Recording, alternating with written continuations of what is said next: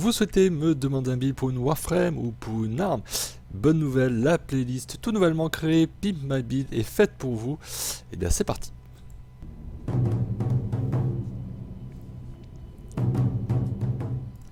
Et bienvenue dans ce premier numéro du Pimp My Build. Alors, on va un petit peu expliquer un petit peu le concept pour cette première.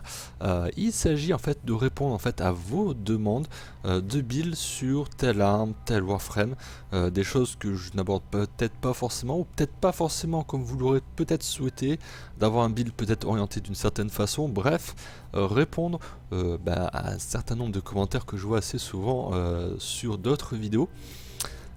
Donc c'est pour répondre à cette demande là, et vous avez été nombreux en fait, vous avez été nombreux à répondre à l'appel que j'ai émis sur les réseaux sociaux. Vous êtes à peu près une vingtaine, et dans cette sélection de 7 builds aujourd'hui, 7 builds, je réponds à peu près un petit peu plus d'une dizaine de personnes, vu que vous avez été plusieurs parfois à demander un build pour telle ou telle arme ou telle Warframe. Bref, pour cette playlist là qui va être un petit peu régulière, eh bien on va s'appuyer tout simplement sur le jeu, et aussi on va commencer comme ça, ça ira mieux. Vous connaissez très bien cette fenêtre là, vu que c'est la fenêtre que je me sers pour bien évidemment mes Warframe Review, et qui sert aussi à montrer tous mes builds, et à noter bien sûr de la petite fenêtre qui est ici même, qui va me permettre de vous montrer un petit peu les stats, que vous soyez un petit peu conscient de combien il reste de capacité, quelle est la vitalité de la Warframe, le bouclier, etc. Tout ça de façon assez classique. Alors qu'est-ce qu'on va voir aujourd'hui? On va parler de Trinity. Ça a été la première suggestion, la plus nombreuse aussi. Vous avez été nombreux à me suggérer Trinity. On va parler des Fang Prime, du Rubico, du Dread, de Mesa, de l'Ignis et du Kanta. Comme d'habitude et comme pas mal de vidéos, vous trouverez dans la description le sommaire ainsi que les repères temporels pour arriver directement à ce qui vous intéresse justement dans cette vidéo. Si vous voulez aller directement sur le Dread, pas de souci, vous allez dans la description, vous aurez exactement le repère temporel pour y arriver. Allez, on va commencer par justement le build Trinity. On est sur Trinity et pas pour rien. Ça a été une demande de Code, de Elzula et de Scours qui ont demandé chacun des choses un petit peu différentes. Alors Code, c'était un build polyvalent qu'il souhaitait. Elzula, pas de demande particulière, donc je pense que ça devrait, les builds que je devrais montrer devraient peut-être te convenir. Une demande de Scours, un comparatif des builds existants. Alors, on va aller sur Trinity en ce moment même. J'ai à vous proposer ce build là pour build polyvalent. Alors pourquoi polyvalent? Parce qu'il y a un petit peu de tout. Alors, la Trinity, vous avez plusieurs écoles. Vous avez ceux qui rajoutent de la durée pour la bénédiction, et ceux qui rajoutent un max de puissance et un max de portée pour avoir un maximum tout simplement de régénération d'énergie. Voilà, tout simplement. Alors ces deux écoles là, il n'existe pas de juste milieu. Il existe un juste milieu, mais en sacrifiant le maximum de portée ou le maximum de durée. Alors dans notre cas, on a une durée de 128%, une portée de 145% et une puissance de 185%, avec le mode qui est ici même, Vampire Insatiable, que je trouve vraiment très très bon. Voilà, tout simplement, qui va venir un petit peu en complément de la bénédiction, qui va pas forcément durer éternellement. Elle dure aux alentours de 10 secondes. Ce n'est pas vraiment le cœur du build. Il est là pour utiliser à la fois le vampire d'énergie. Avec le vampire d'énergie, avec Vampire Insatiable, vous allez régénérer du bouclier en plus, donc ça va un petit peu contribuer tout simplement à la bénédiction. Ça va être un petit peu plus dur de faire tomber vos alliés, et pour bien sûr faire proc une bénédiction, on va dire la plus forte possible, il vous faudra impérativement penser rapide. Ça c'est le mode qui est indispensable pour vous mettre à 2 points de vie.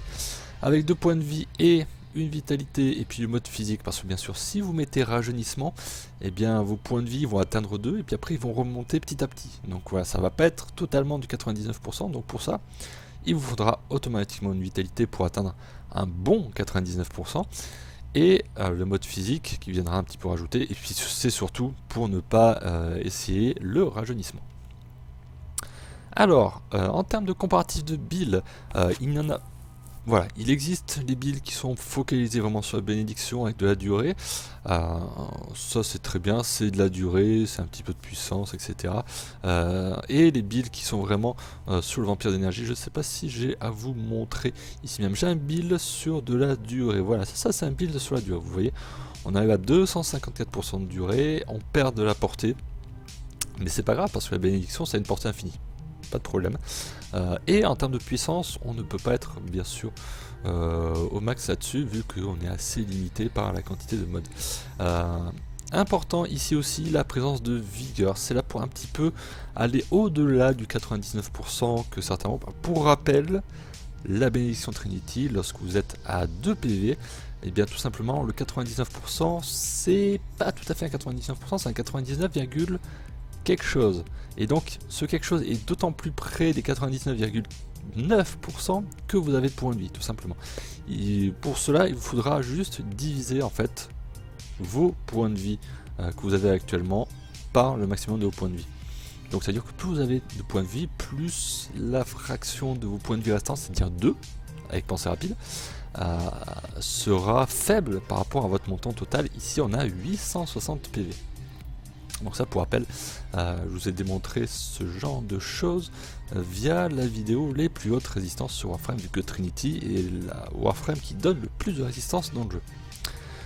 Voilà pour ce build là qui est un petit peu plus basé sur la bénédiction plutôt qu'autre chose. Alors après comparer un petit peu tous les builds, ça ce sont vraiment les deux builds classiques que l'on demande, le build EV, enfin c'est pas vraiment un build EV celui-là, c'est plutôt un build un petit peu plus équilibré. Je sais pas si je l'ai encore.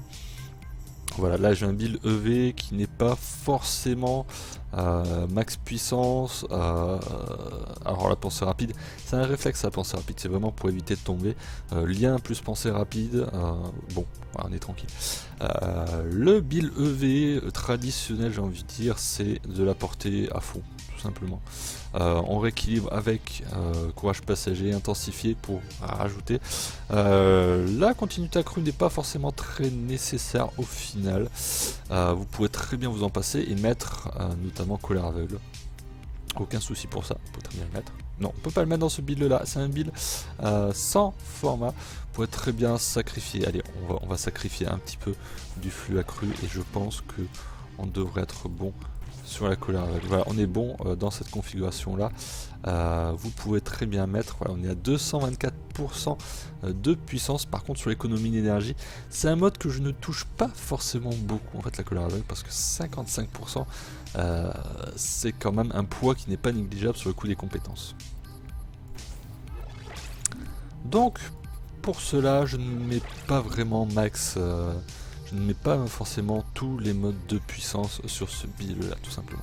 Alors ça va pas être un build levé pur et dur, mais voilà, il suffit juste que je spam un petit peu et en général tout le monde sur la map.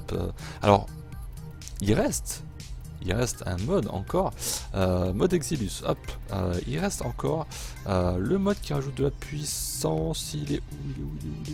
Il s'agit de déviation astucieuse. Tiens, on va le mettre là à la place de déviation astucieuse, qui va vous rajouter 15% de pouvoir. Alors ça c'est vraiment pour les puristes, ça il vous faudra obligatoirement formater Trinity pour placer ce mode là. Voilà en ce qui concerne Trinity, j'espère que j'ai répondu en tout cas à vos questions concernant les builds. Nous allons passer au build des Fang Prime. C'était une demande de Gekos. Donc on va passer sur les Fang Prime. Où sont-ils? Ils sont là. Bah oui, je vous le fais en live, tout simplement. Allez, on va prendre les Fang Prime normaux. Voilà, on va revenir et de sorte à ce qu'on ait quelque chose de clean. C'est de la perforation principalement, on est à 32,4 de perforation pour quelque chose de rikiki côté impact. Vous pouvez mettre le mode 120% de perforation, ça aura un petit peu plus d'effet que le mode qu'un mode élémentaire, hein, quoi que ce soit. Alors la posture, c'est idéal pour le grincement du Payara, donc on va mettre grincement du Payara. On a une polarité en D, ça peut être utile pour...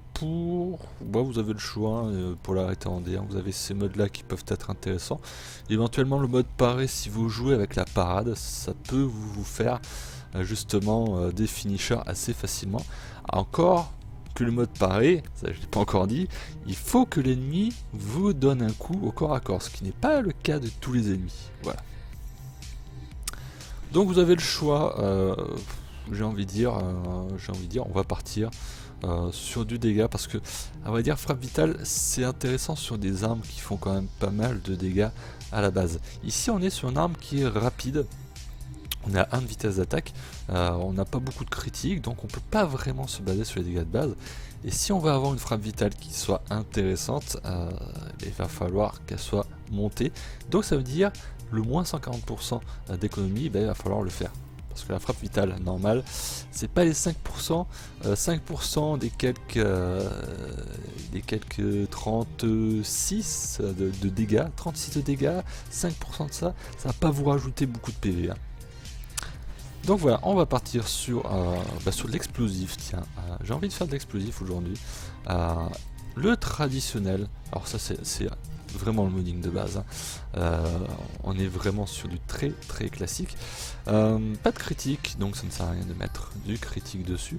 Vous pouvez essayer, alors je dis bien essayer, de partir sur quelque chose de statut. Vous allez peut-être pas en avoir, mais vous allez rajouter de la vitesse en fait, de la vitesse d'attaque. Vitesse d'attaque, frappe corrompue, c'est plutôt pas mal. Il nous reste 28 points. Alors le but, ça va être de tout faire rentrer sans format. Ça c'est aussi quelque chose que je tiens à vous rappeler. C'est toujours bien de builder totalement sans avoir recours à du format. Voilà. Le format, ça doit être vraiment quelque chose pour mettre des modes accrus, pour mettre des choses un petit peu différentes. C'est quand même... Voilà, je tiens fortement à vous montrer des builds sans format. Alors on avait dit de la perforation, si vous avez frappe vrillée, c'est cool. Si vous ne l'avez pas, ça l'est un petit peu moins. Mais voilà, quoi qu'il en soit, nous allons partir sur l'explosif, ça pourrait être rigolo. Et il nous reste 17 points. Avec 17 points, on peut tenter de mettre les deux mêmes coups, c'est-à-dire du feu et du gel vicieux. Fil volcanique et gel vicieux pour avoir 11% de chance de statut. On va voir si ça vaut le coup. On verra si ça vaut le coup. Oui, je vais pas vous montrer le gameplay. J'étais parti pour faire du gameplay. Non, pas du tout. Multiplicateur critique, ouais, râlez pas crête, donc pas grand chose de spécial à dire. On a une attaque tournoyante de à peu près 3000. Donc voilà, vous pouvez très bien partir sur 3 éléments. Ce n'est pas 3 éléments, ça veut dire un élément combiné plus un élément simple. Feu corrosif pour les intimes, c'est la combinaison qui vraiment passe partout. Sinon, pas grand chose de spécial. Sinon, vous pourrez tenter. Alors, je dis bien tenter. Je l'avais vu dans le coin. Où qu'il était déjà? La frappe fracassante pour ajouter de la perforation. Éventuellement, je dis bien éventuellement. Hein, vous montez à 320 de perforation. Pour rappel, quelque chose d'important, si vous n'êtes pas trop sûr des éléments, si vous doutez un petit peu, il vaut mieux choisir le physique plutôt que les éléments, parce que les éléments, si vous choisissez le mauvais, voilà, vous risquez une pénalité de 75% de dégâts en moins. Ça veut dire que grosso modo, mes dégâts d'explosion, les quelques 200, ils vont être réduits des 3/4, alors que là on est à 276 de dégâts d'explosion et 320 de dégâts de perforation. Ça veut dire que vous allez perdre, allez, en arrondissant un petit peu les choses, plus de la moitié de vos dégâts.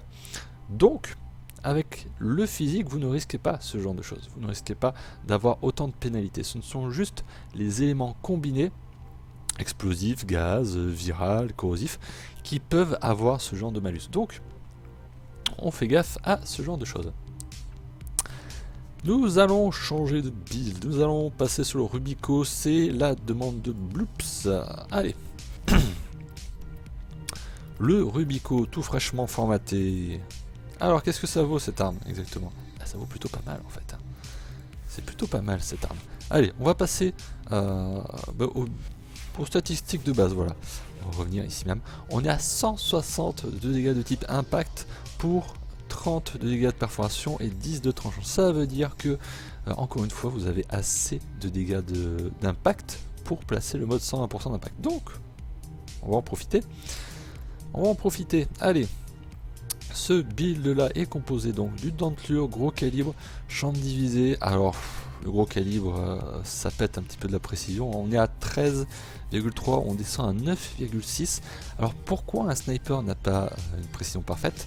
Pour rappel, la précision c'est la valeur, grosso modo, si vous ne visez pas à travers la lunette, tout simplement. Chose qui n'arrivera quasiment jamais en sniper, sauf si vous avez vraiment l'ennemi au corps à corps, mais dans ce cas là, on s'en fout un petit peu de la précision vu que l'ennemi est au corps à corps, donc aucun problème là-dessus. Par contre, ce qui est un petit peu moins bien, c'est sur chambre divisée. En général, le second tir du tir multiple, il ira vraiment à l'ouest, tout simplement. Donc, collision imminente, ça je vous l'ai dit, 120% de dégâts d'impact. On a assez de... Pourquoi d'ailleurs j'ai mis haute tension? Très bonne question. Pourquoi j'ai mis haute tension? Frappe tendue, pour les chances de critique, on est à 25% de base, on va le grimper. Et j'ai envie de dire, ne regardez pas, vous n'avez rien vu. Voilà, tout simplement. La frappe tendue, la perception vitale, on est à un multiplicateur de 3 de base, il vous faudra le monter à 6,6. C'est vraiment un boost vraiment non négligeable, hein, 120% de dégâts critiques. Et du corrosif, voilà, je n'ai pas assez, il n'y a pas assez de place pour mettre du feu corrosif, sauf si vous virez gros calibre, auquel cas pas de problème. C'est une possibilité, c'est envisageable, vous pouvez très bien changer de place, faire ceci, faire cela, on dégage ça ici, peut-être dans ce sens là c'est un petit peu mieux. Vous avez du feu corrosif, vous avez enlevé gros calibre, et donc vous avez éliminé justement la partie voilà, un petit peu plus délicate du tir multiple qui se retrouve un petit peu trop affecté par gros calibre. Pas de problème avec ce build là, c'est envisageable, c'est envisageable. C'est pas forcément le max dégâts, c'est pas forcément le max dégâts, presque. Vous avez du dégât, du dégât, du dégât, du dégât, du dégât, du dégât, du dégât et du dégât, tout simplement. Donc voilà, à tester les deux si vous préférez avec ou sans gros calibre, c'est un petit peu selon votre feeling de l'arme. Voilà pour le Rubico, en tout cas Bloops, j'espère que ce build là va te convenir, en tout cas il va falloir du format pour maximiser cette arme là. Le Dread, un build critique dégâts sur le Dread. Alors, mon Dread où qu'il est, mon Dread mérite un petit peu plus de format, je vous le dis de suite, parce qu'il n'y en a que 4. Il y en a que 4 et il y a matière à faire un petit peu mieux que de le monter de cette façon-là, mais il me convient de cette façon-là. Alors, déjà on crie à l'hérésie concernant le gros calibre, mais je vous rassure très bien, il y a possibilité de faire des choses assez intéressantes avec gros calibre. Donc nous sommes avec le classique dentelure gros calibre, chambre divisée pour du multishot, ce qui veut dire que parfois les flèches iront un petit peu n'importe comment. Frappe tendue, porte-tempête, chargeur infesté, marteau pilon, c'est pas obligatoire de l'avoir sur le build là, vous pouvez très bien choisir un autre mode, vous pourrez très bien choisir un mode élémentaire, mais là il va falloir formater. Comme vous voyez, il ne me reste qu'un seul de capacité, c'est le 5e format qu'il vous faudra tout simplement. Voilà. Donc voilà le build concernant le Dread que j'ai à te proposer. Alors est-ce que j'ai d'autres builds? J'ai un build avec Sharpie, mutation de flèche, ça c'est quelque chose qui est un petit peu plus... comment expliquer ça? Un petit peu plus durable du coup, c'est vraiment pour utiliser vraiment que l'arc. En même temps, mutation de flèche, ça n'a que ce but là. Et puis celui-ci, c'est avec l'utilisation de fusillade de croc. Dans ce cas-là, on max le tranchant. Ça peut être une alternative. Hein. Ça peut être une alternative de tenter de monter à quasiment 2000 de dégâts tranchants. Moi, je préfère dans ce sens-là de pas forcément trop mettre de corrosif, de tranchant, de préférer un élément parce que l'élément, lui, il monte par contre à 3000 de dégâts. Ça. Donc voilà, c'est ce build là plutôt que je préconise avec un format de plus de préférence. Voilà. Demande de Skyroll concernant le build de Mesa. Allez, on va changer, on va faire une Warframe maintenant. Mesa, où es-tu? Tu es là. Alors, un build polyvalent, est-ce que j'en ai un, est-ce que j'en ai pas? Le build polyvalent que j'avais, c'était celui-ci, voilà, tout simplement. C'est un build polyvalent... Ouais, à peu près. C'est un build qui va vous monter à peu près tout, sauf la portée. La portée n'est pas forcément intéressante sur Mesa. L'ulti... Ah si, l'ulti juste pour la taille du réticule maintenant, j'avais oublié. Ça fait du bien de se rappeler. La charge d'acier n'est absolument pas nécessaire, il va falloir que je le rectifie tout de suite. Il est un petit peu plus intéressant de mettre fusil amplifié. Et non, parce que ça me donne assez de points, pardon, excusez-moi. La présence de charge d'acier, c'est vraiment pour donner un maximum, mais quoi qu'il en soit, fusil amplifié n'amplifie pas du tout votre compétence ultime. Voilà, ça c'est dit. Alors il est composé d'une vitalité, vitalité tout court, c'est toujours le minimum que je préconise là-dessus. Vous avez un flux accru, une rationalisation pour pouvoir un petit peu mieux supporter les drains d'énergie. Courage passager, maxé cette fois-ci, intensifié, continuité accrue pour un petit peu compenser le courage passager, et colère aveugle monté que au rang 4 pour ne pas être trop pénalisé et pour gagner quand même 45% de puissance supplémentaire. Ça c'est un build avec, j'allais oublier, tir flash. Alors ça c'est pas nécessaire du tout de le placer. Pourquoi je l'ai placé? C'est justement pour faire des finishers.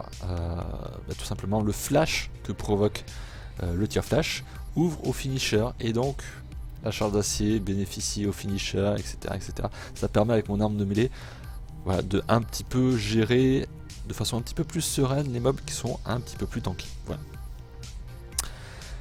Donc voilà pour ce build là, ce serait à tester, ma foi. Le tir flash, on l'aime ou on ne l'aime pas. C'est vrai que c'est un petit peu un mode assez spécial.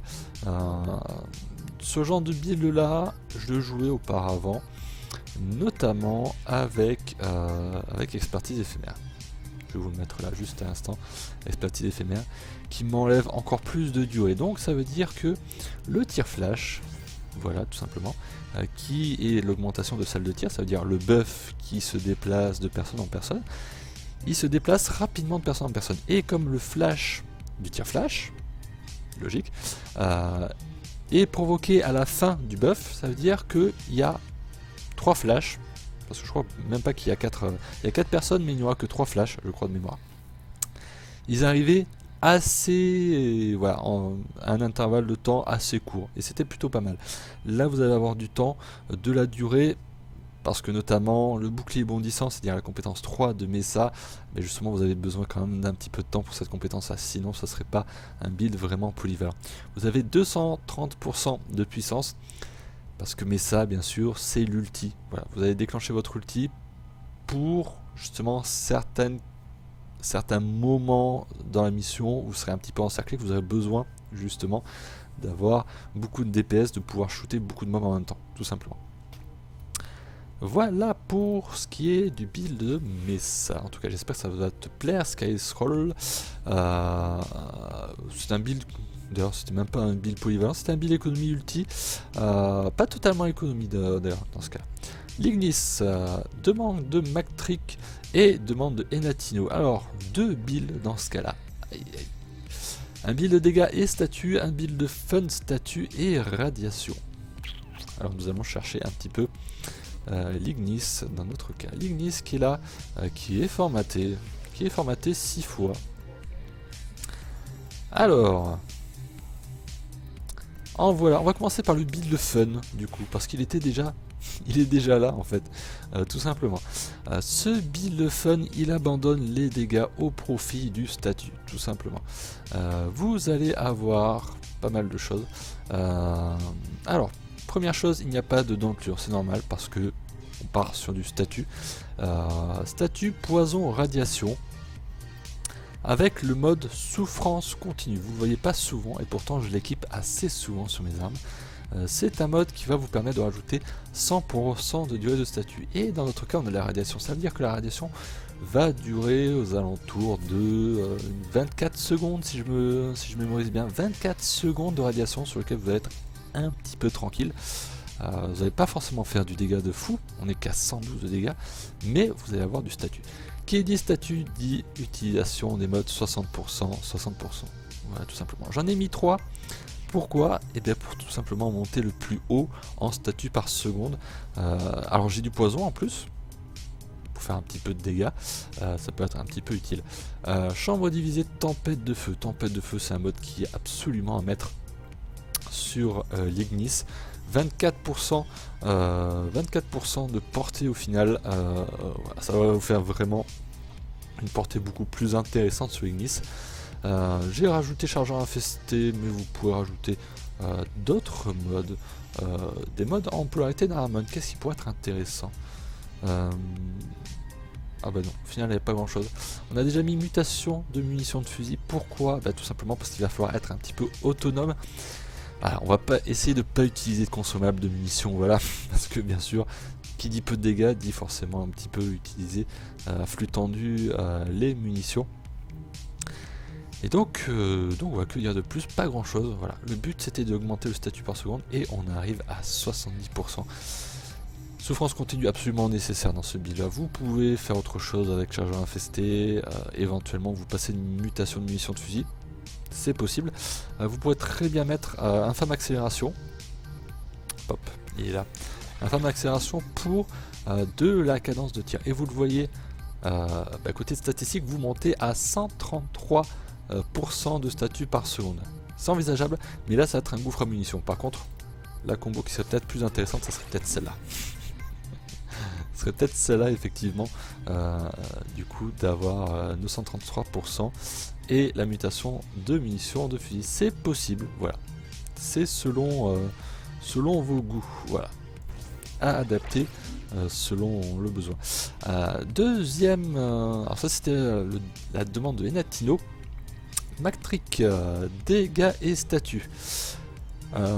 Dégâts et statut, non, le dégât, le build de dégâts il est ici même en fait. Vous pouvez mettre rayon à combustion sur l'Ignis et vous allez voir ça sur des maps qui sont pas très haut level, c'est vraiment un carnage. Vraiment 600 dégâts d'explosion, c'est vraiment énormissime. Dentelure, champ divisé, gros calibre, sans aucun problème. Tempête de feu, sans aucun problème non plus. Porte-tempête, chargeur infesté et feu des enfers. Bah, tout simplement faire du feu corrosif. Vous avez 418 de dégâts de feu, grosso modo, 396 de dégâts de type corrosif, sans compter les dégâts d'explosion. Alors ça c'est absolument pas quantifiable sur le DPS, mais vous verrez que ce mode là va faire vraiment beaucoup de dégâts, notamment sur les packs, tout simplement. Il y en a un qui va mourir, deux qui vont mourir, ça va faire 1200 de dégâts. 1200 de dégâts de zone. La zone n'est pas très large, mais elle est quand même pas mal. Build du Kanta. Alors le Kanta normal, alors je sais pas si tu voulais exactement le Vandal, il s'agit de Timo, voilà. Tu voulais faire du dégât encore avec le Kanta. Nous allons prendre le Kanta version normale. Il est là le Kanta. Hop. Alors le Kanta n'est absolument pas formaté ni même catalysé, pour cause je possède le Kanta Vandal qui lui est déjà catalysé et formaté. Donc dans ce cas là, qu'est-ce que je vais pouvoir te conseiller? On a 10% de chance de critique, un multiplicateur critique de 2, ce qui veut dire qu'on est un petit peu dans la limite où tu pourras mettre du critique. Ça c'est possible. Ça c'est possible. Le classique dentelure, chambre divisée, gros calibre dentelure, tout simplement. Rien que ces deux modes là, on arrive déjà, on monte à 946 de dégâts de type électrique. Donc, avec chambre divisée, cette fois-ci, voilà, chambre divisée, il suffit ensuite juste, d'ailleurs, encore une fois, on est sur une arme qui autorise le rayon à combustion. Donc, ça va être une aussi des possibilités envisageables. On a une cadence de tir de 1, ce qui est vraiment très bon. Ça va pas être une arme qui va consommer des munitions, donc pas nécessaire de mettre de la mutation de munitions, que puis-je encore te conseiller exactement? Je peux te conseiller le mode traînée de poudre. Voilà, tout simplement. On a déjà un chargeur de 60. Le fait de mettre traînée de poudre, ça va te le monter à 72 tout en rajoutant 60% de dégâts de feu. Voilà, tout simplement. On a un statut par seconde de 10, ça semble faible, donc on va pas trop se baser sur les modes de type 60%, 60%, même si on en met 2, on arrive quand même à 22%, mais je vous conseille vraiment, si vous voulez faire du dégât, plancher sur dentelure, plancher sur gros calibre, chambre divisée et plancher sur les modes élémentaires, voilà, tout simplement. Là, avec juste un seul mode, on passe de 420 à 418 de dégâts, et au passage on a changé le type, on est en dégâts type radiation. Alors encore une fois, on parle d'éléments, on parle aussi d'éléments combinés, il faut faire gaffe, encore une fois je vous le dis, les éléments combinés, si vous choisissez les mauvais éléments, vous pouvez avoir une pénalité de 75% de dégâts en moins sur un ennemi particulier. Si on fait le bilan, dans ce cas là, si on a un ennemi, par exemple les anciens healers, les anciens guérisseurs, qui résistent justement à la radiation, à combien vous allez être justement? 418, il n'y aura que 25% de dégâts qui passent. En fait, sur les 418, vous allez ne faire que 100 de dégâts, 104. C'est dommage, c'est un petit peu dommage. Donc, si vous souhaitez réellement utiliser les éléments combinés, je vous conseille très fortement de regarder quels sont les éléments qui vaillent vraiment le coup. Dans ce cas là, je vous conseille vraiment de rester uniquement sur du feu corrosif. Si vous avez encore des slots, et vous en aurez sûrement, n'hésitez pas à plancher sur tout simplement les modes 60-60 tout simplement, et vous restez justement avec du feu corrosif tout simplement. Vous avez déjà l'électrique, il vous reste plus que à faire le nécessaire pour faire du feu corrosif, tout simplement. Voilà concernant le Quanta. Et bien c'est tout, merci à vous en tout cas d'avoir suivi ce premier Pimp My Build. Alors il y a certaines propositions en fait que je n'ai pas retenues, c'est pour ça qu'ils sont en rouge, qui sont juste au-dessus, voilà tout simplement. Il s'agit de Camille qui voulait un build Necros Défense. C'est un build que j'ai déjà proposé sur la Warframe Review de Necros, donc je t'invite à regarder. Vous aurez les liens dans la description en dessous du sommaire, voilà tout simplement. Quelqu'un n'a pas laissé de pseudo, m'avait demandé Wukong, ça sera un sujet du prochain Warframe Review prochainement, donc je m'étends pas là-dessus. D-Blox Gamer qui voulait un build solo pour Ivara, chose que j'ai déjà faite sur la Warframe Review d'Ivara qui date de pas si longtemps que ça, voilà, de moins d'un mois si je me souviens bien, donc très frais, donc malheureusement je ne le représenterai pas, donc voilà. Si vous souhaitez me proposer un build, enfin de me demander un build pour une arme ou pour une Warframe, complétez le formulaire que vous trouverez en description dans la première ligne, tout simplement. Première ligne de la description, vous trouverez le lien pour le formulaire de demande, tout simplement. Il n'y a que 3 champs. Un champ obligatoire, celui de l'arme ou de la Warframe que vous souhaitez me demander, bien entendu. Et puis des champs facultatifs comme votre pseudo ou bien sûr le rôle du build que vous souhaitez. Si vous voulez faire du dégât, si vous voulez faire du statut, si vous voulez quelque chose d'un petit peu plus fun, bref.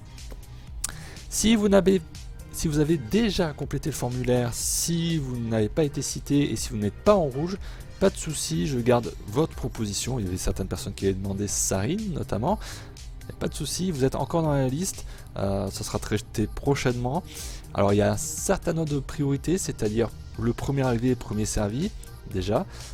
Priorité au sujet, que ce soit Warframe ou les armes que je n'ai pas ou que je ne vais pas traiter bientôt en fait, tout simplement, ou que j'ai traité il y a très longtemps, ou concernant les armes que je n'ai pas fait de vidéo dessus. Par contre, s'il y a eu un contrôle technique ou une vidéo un petit peu détaillée sur telle ou telle arme, je parle notamment par exemple du Nikana, Dragon Nikana, j'ai fait une vidéo dessus, donc je ne vais pas forcément m'y replonger dessus tout de suite, voilà, tout simplement.